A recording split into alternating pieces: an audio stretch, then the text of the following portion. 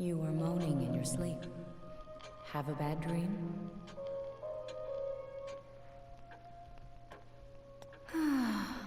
Claire de Lune. That's the little song playing. I believe it also plays in the elevator. No, not that way. No. In the movie 1408. Let go of me! Let go of me!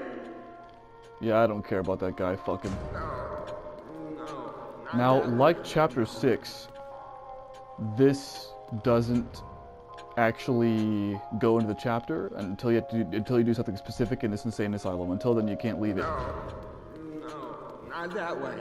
No. And just like chapter 6, I'm gonna do lockers and upgrades right now.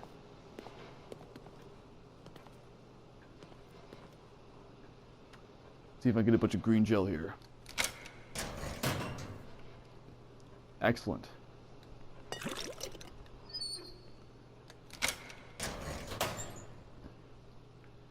Works.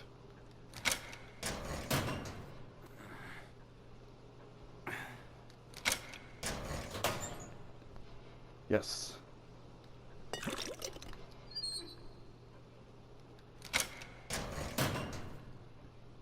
Booyah!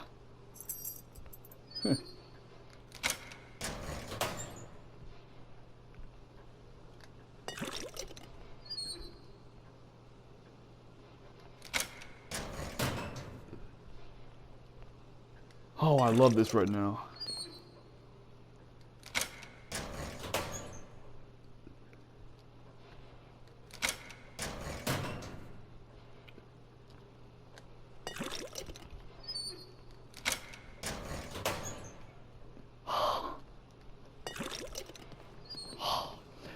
How is it that I got more gel just now with 8 keys than I did with 11 keys? And I came in here with less green gel this time than I did last time. You know what? Fuck it. No, not that way. No.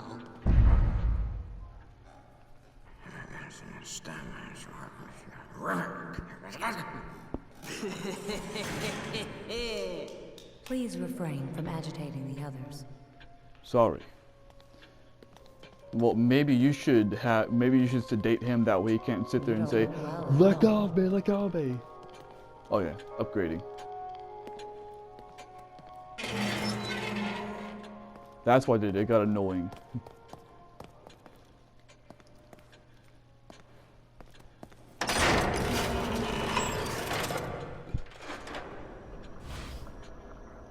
All right.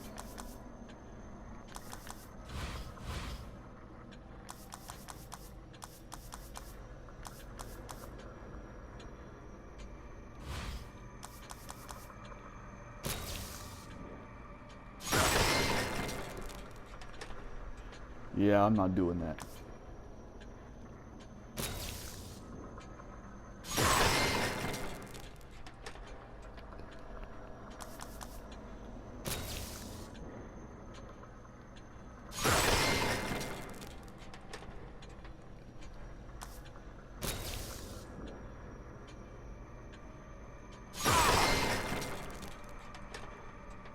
This thing I want to upgrade.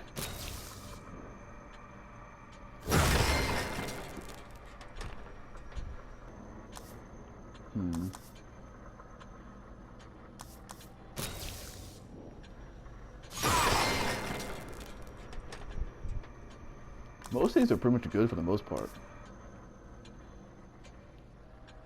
Well, I suppose I can do this.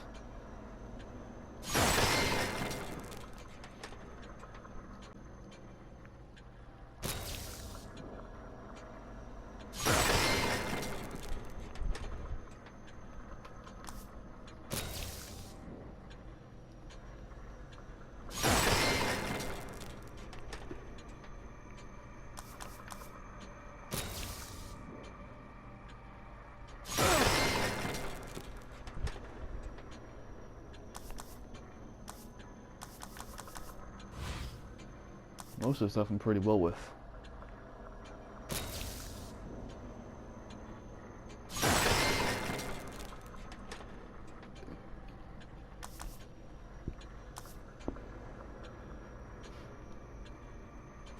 Now the last thing, do I want more syringe recovery? Or do I want more shock?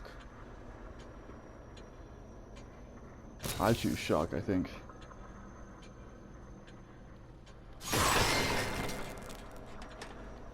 Yep.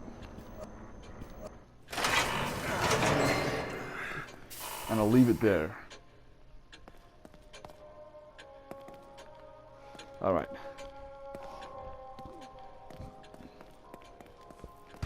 Time to stock up and get out of here.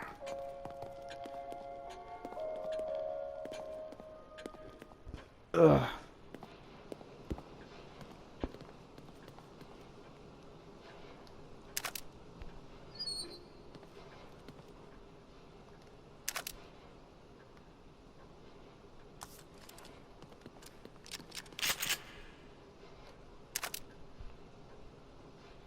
have a lot of this stuff, don't I?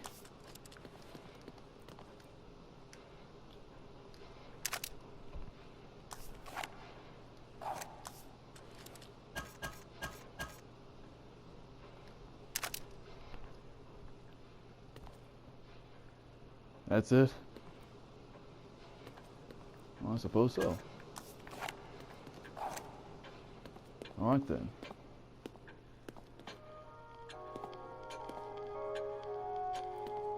Now let's get to the actual part of this chapter. Memories are vague things indeed. It can be easy at times for memories to be distorted by others.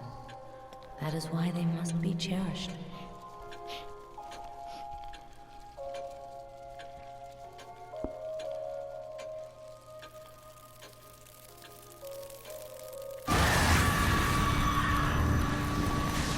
That's a jump scare that's so obvious that shouldn't have surprised anyone.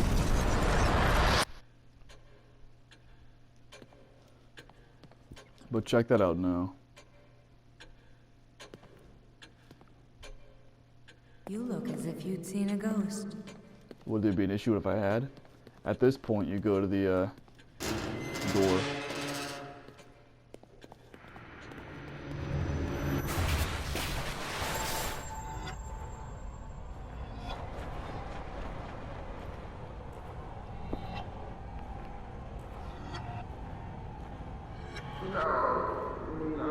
Not that way.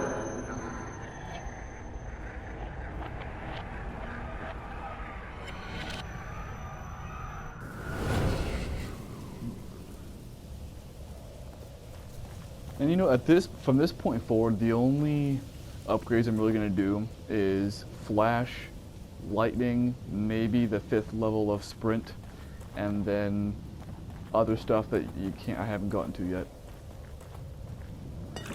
Also, unlike the last 2 chapters where they were both straightforward and other than a glitch only really required locker keys, this one also doesn't really have any strats per se, but this is the Resident Evil chapter of this game. In the beginning of the game, Shinji Mikami winked by saying, "Hey, I made Resident Evil as well." Well, this entire chapter is like that. And if you've ever played Resident Evil, like ever, then you'll see what I'm talking about. And also, just like Resident Evil, this particular chapter is rather puzzle heavy. Granted, once again, the puzzles aren't really difficult to figure out, but still. Out of all the chapters, I'd say this one has the most puzzles of any other. Which a lot of the chapters, to be fair, have 0 puzzles.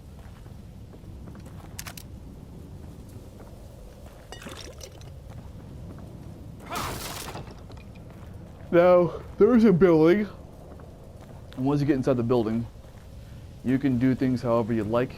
You can solve whichever puzzles you like first. You can do the whole shebang however you like. But I have a specific formula that I do for this building. And I have that formula because I pass everything. It works for me. It's quick. And, well, yeah, it's about it. Also, there's a funny glitch here, but this glitch doesn't really do anything. Wait, I'm I've seen that house somewhere. Have you really? Turn left. I've never been here before, but Oh, I didn't go quick enough. If you, as soon as he opens up this door, if you sprint to the left, Seb will go through this little gate thing. It doesn't do anything, and as soon as you turn around, you can't go through it again. It's just something entertaining. I don't know. Oh, also this place also has some locker keys to go ahead and get, so that's another point. Then again, I think every chapter except for, I think 15, 1, and 12 have keys, so. This particular first one happens to be in this tree.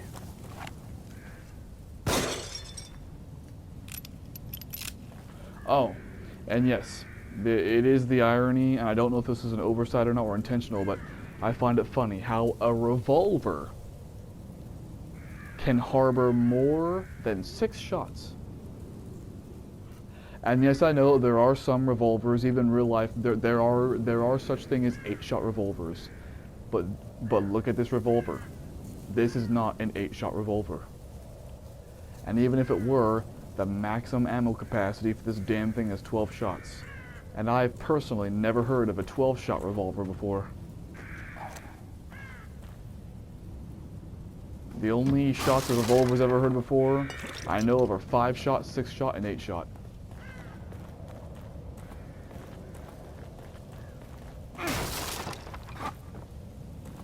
Which is why it makes a lot more sense in the sequel, because you carry a regular, standard thing.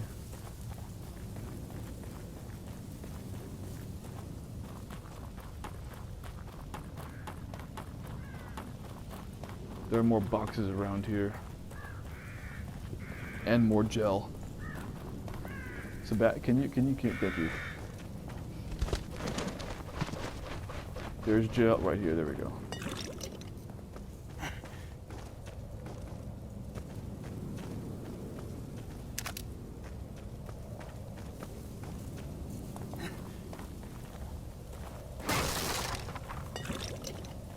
And where is the rest of it?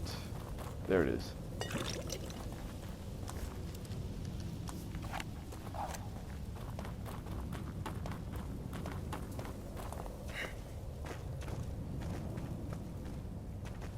Alright, now the next step is just to go into this house and get started. Wait, did I already get the green gel? No, I didn't. Good thing I looked.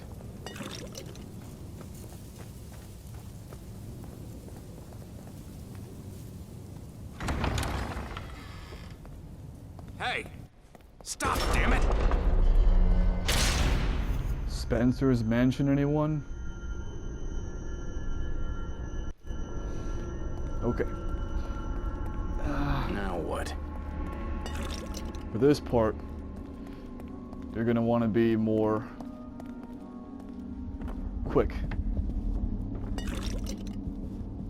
Because otherwise, you're gonna be in trouble. You'll see what I mean, probably.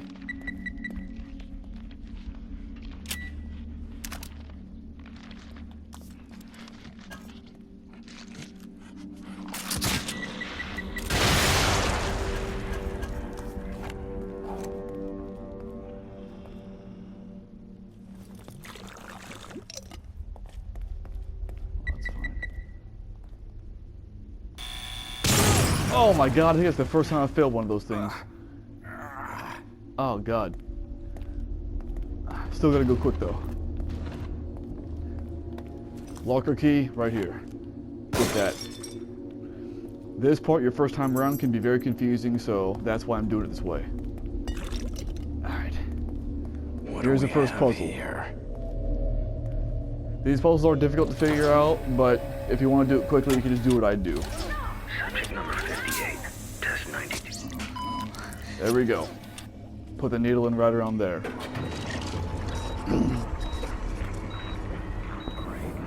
What did I just set in motion? Who knows, bro? Is this, what did you call it? Your inner sanctum? Now, you still want to be quick here.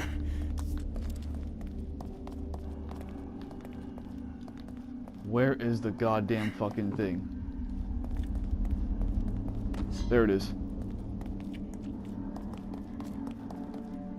I picked up that X for a reason. Because of him. Alright. Get the fuck out of here.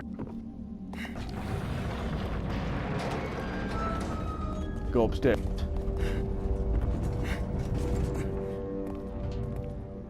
Go in here. There's a dial. You need this dial. There's another one, but that's one of them. Also, another key.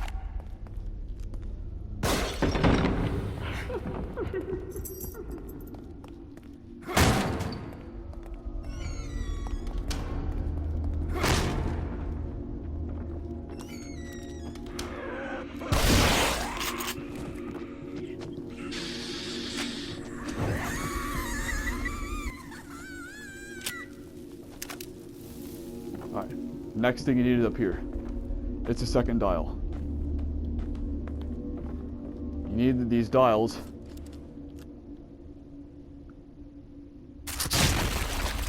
because they open up the second brain puzzle. I mean the third one. There's 3 brain puzzles, you need the dials to open up the last one. So now you can open up the last one.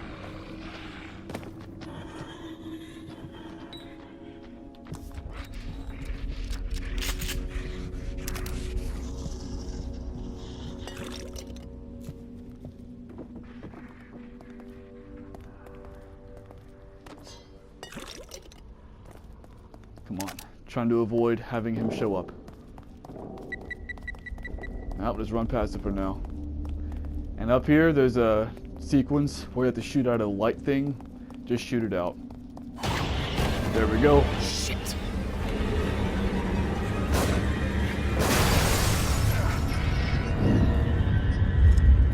I have never once been killed by that. Where are you? There you are. Avoid him at all costs. Oh my god! Just like chapter 4, if he gets anywhere near you, he will kill you immediately. Just stay the fuck away from him, you'll be fine. Jesus. Ugh, stop doing that.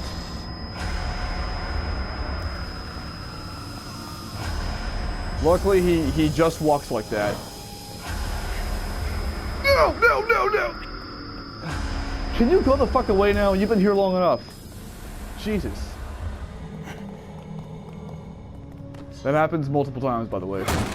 That's why I'm trying to do this as quickly as possible. There's another key. And in this room is the second brain thingy.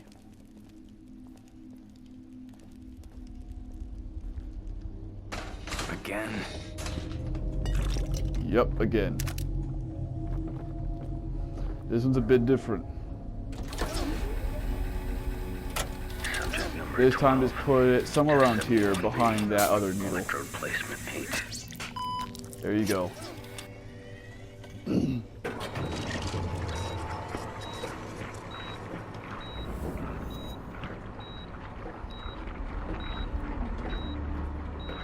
Alright.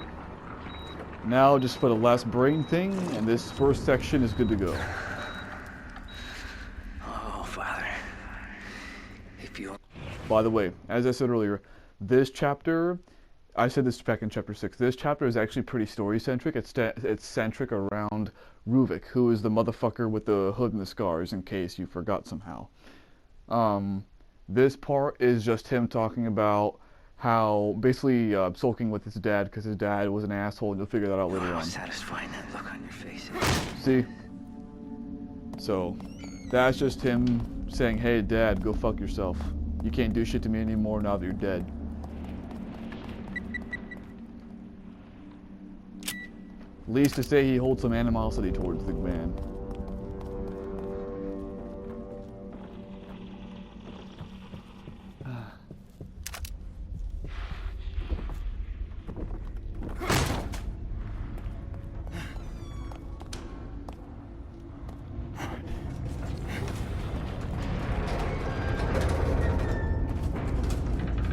Mostly done here.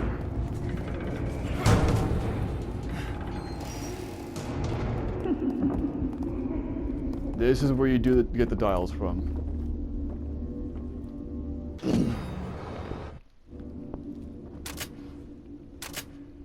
I believe the code here. What was the code? It's 11-9, I think. No. 11-2. I knew the top one was 11, but I actually forgot what the bottom one was. But good thing it doesn't matter, because the top one I got right.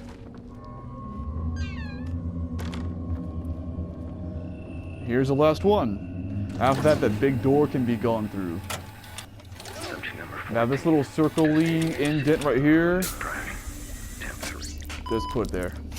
Good to go.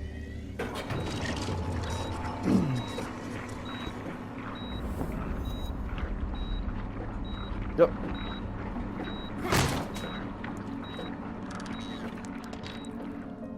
The hospital has not received the family's usual donation this year. And why would they? Has the hospital been doing anything worthy of donation? He's upset with the hospital, that's all you need to know.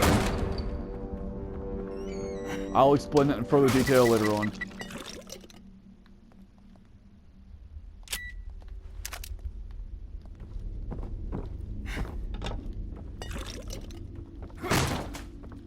Alright.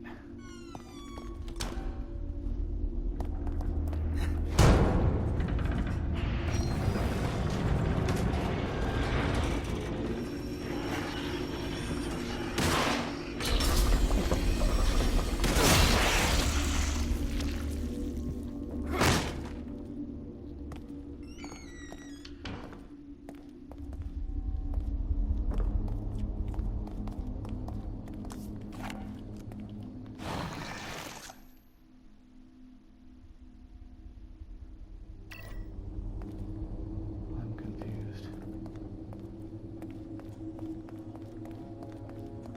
Whatever.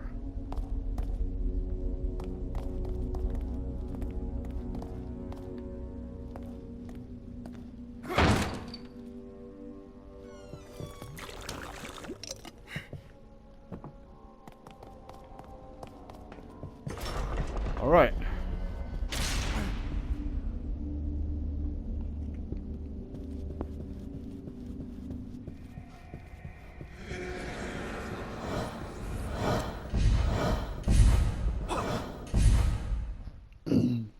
Slice clean, all the way. No cure for what I'm going to do to you. Coming up next is some trippy Peel, shit. pristine skin. Thoughts from the mind. Rovik? Yep, Rubik.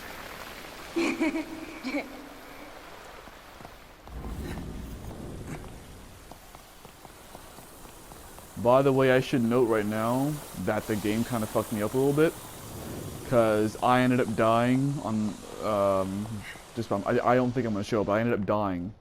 And when I died, that first key that I got in the building,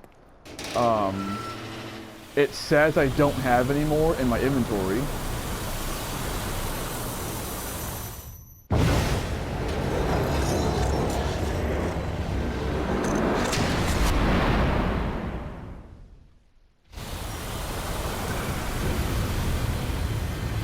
Let's run down this hallway to the right.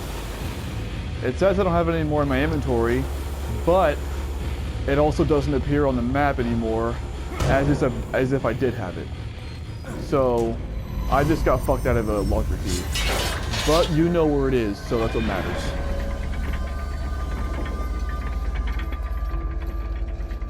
One thing to note here is that in nightmare mode there are a lot of air traps. So be weary of that. I'm not going to pick up that green gel because half the time I die trying to do so.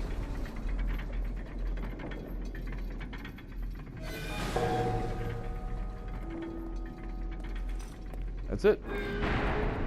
Until the next thing happens, which is this.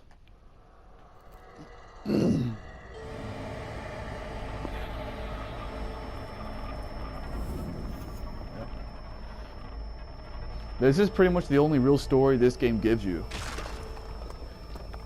And the reason why I say the game doesn't explain its own story is because this story, like this story that's connected to this chapter that tells you, first off, it only tacitly tells you anything. But second off, because what it does tell you in this chapter is only loosely related to the main plot of this game. But after this chapter's done, I'm gonna give you some info directly. God fucking damn it!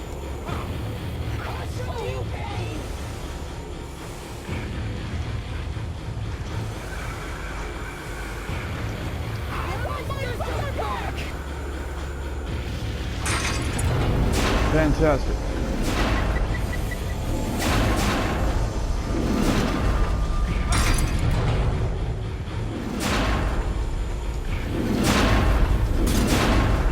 Well, I'm fucked.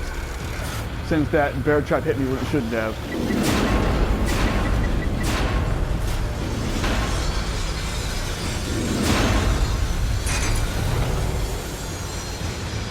See what I'm gonna deal with here? And as I said, this part has infinite sprint. There we go. And now I can heal myself up. 2, huh? I'll showcase the med kit just so you can see what it does. There we go. But it puts you in this doped up stupor. So, it's only useful for situations like this when there's nobody around you.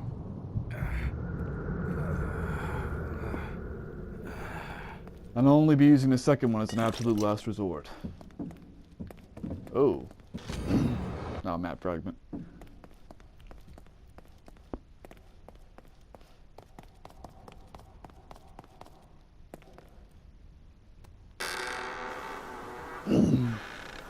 This part's important as well.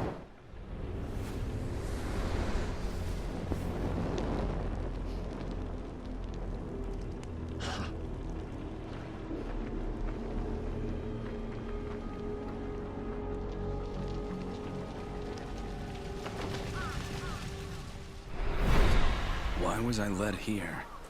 Well, I do know why, but from this, I'm going to naturally assume that Rubik grew up during the Great Depression. In case you're unaware of that time frame, the 1930s. Because this is some, like, Gone with the Wind style shit right here. Nothing? Wait a minute. Once this barn sequence is done, that's when I'll go ahead and explain the story as much as need be until chapter 13.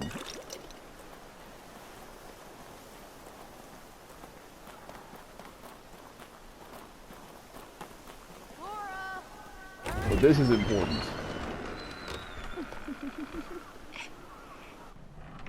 I know you're in here. I can hear you breathing.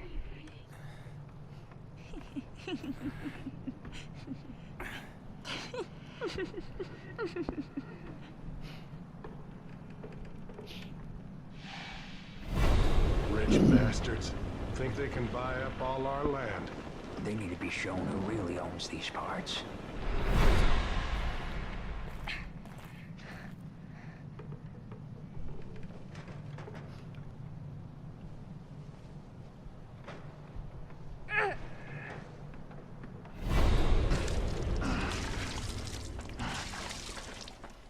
Hey, I think there's kids in there.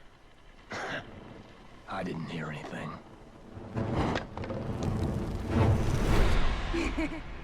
Notice her hair.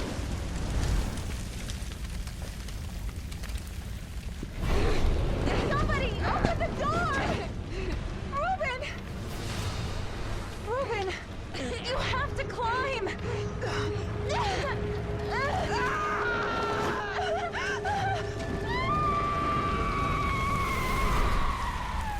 Recognize that scream? Better get out of here. I'll elaborate on that later. For now.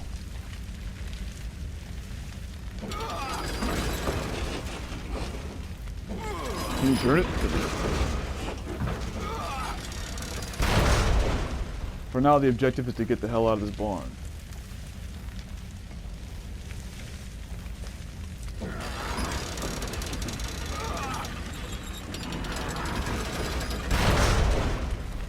All right.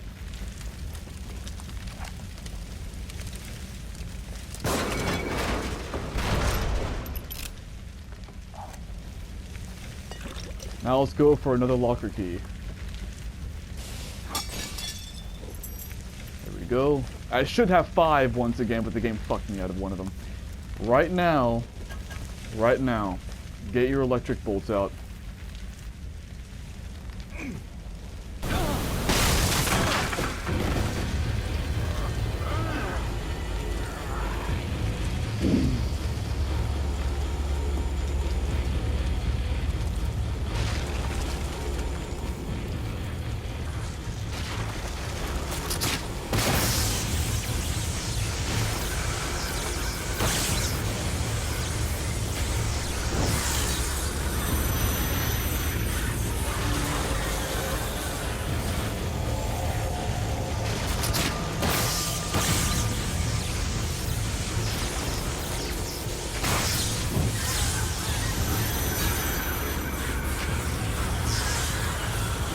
Stay the hell away from that red silhouette. There we go.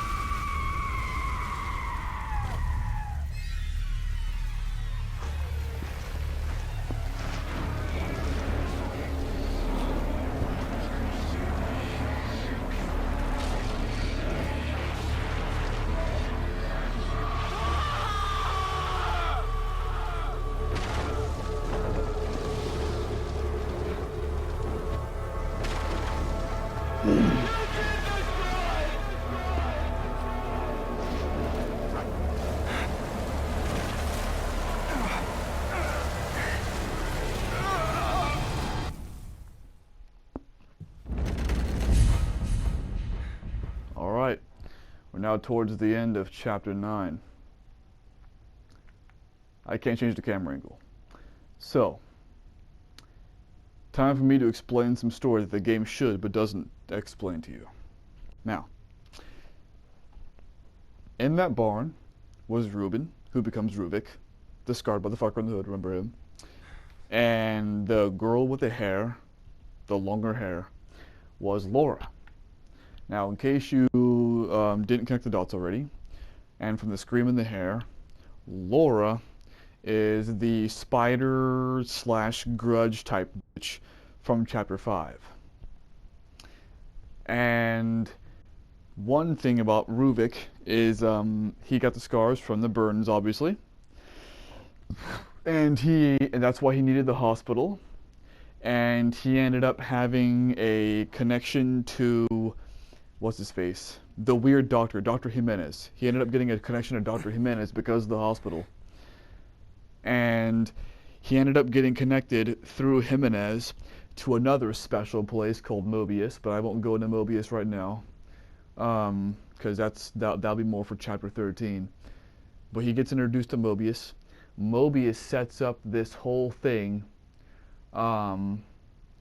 which this whole game, even chapter 1, like even the very beginning of chapter 1, that first cutscene of the cop car, this all takes place inside of one computerized thing that links brains together called STEM, which was touched upon in chapter 8.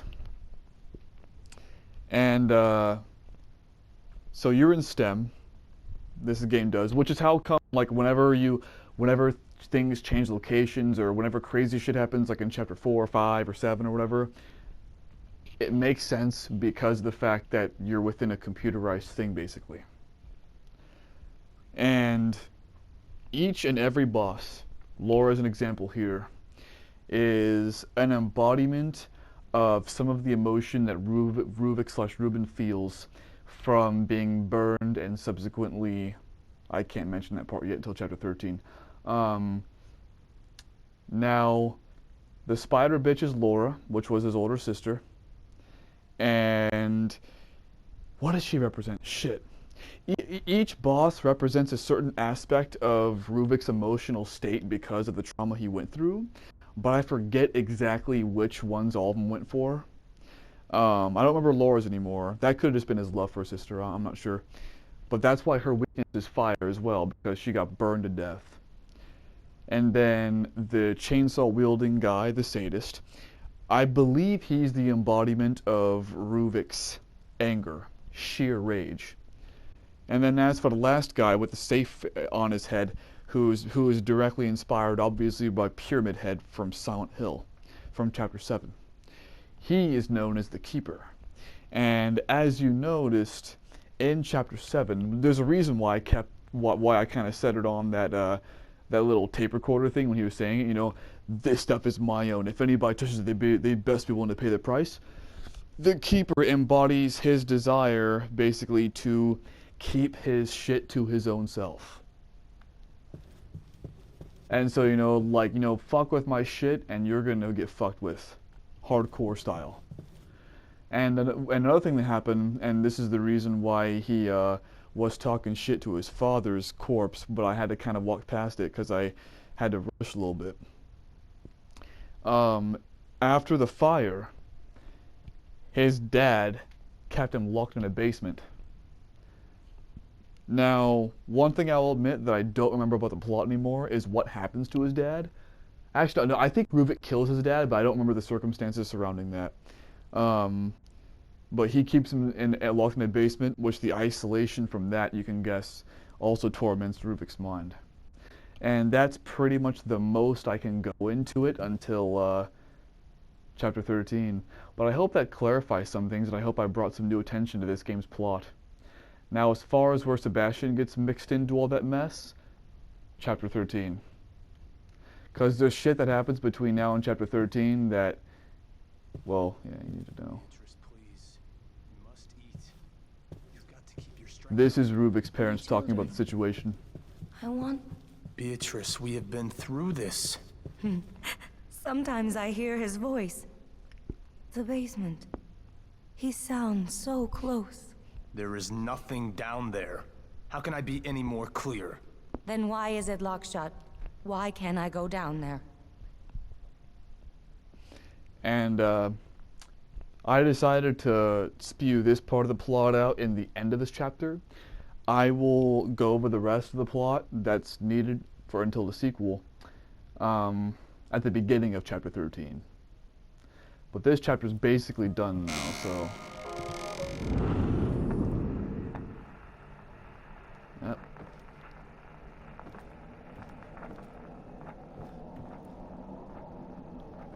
And behind this bookcase rests Chapter 10.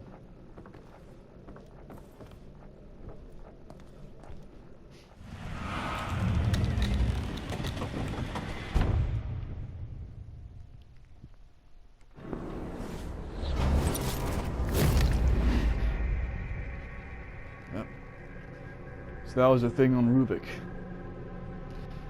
Next chapter is going to be extra fun. And when I say that, I of course mean it's not going to be fun. Well,